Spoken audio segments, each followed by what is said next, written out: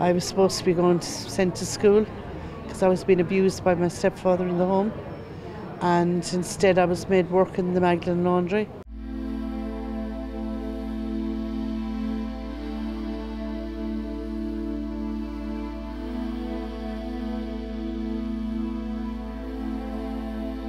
I think they should put a statue in the middle of O'Connell Street, and there should be a big plaque put in every other county in Ireland where there was Magdalene laundries. First of all, I think every survivor, the Holocaust of Ireland, should be celebrated every year and put a day by every year for it, and that should be done. And I think it should go into history, that generations to come will know what happened to us, and I think it's important not to let them stories get lost. What happened this weekend was absolutely great.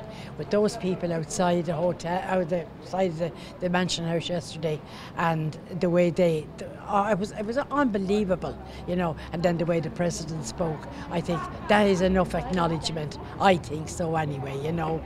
And it was I really felt at peace with myself. I've just met a woman from Cork, just outside there now.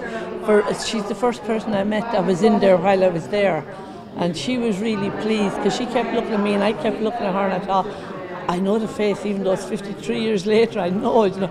And then she just said to me, what convent were you in? I said, Sunday's Well Park. I knew it, she said, and she threw her arms around me and hugged me, you know. But the president's speech was fantastic. It uplifted the women, and I think for the first time in our lives that we felt we were proud to be Irish. Even the ladies that travelled from abroad, they never wanted to come back here, but they felt something different yesterday.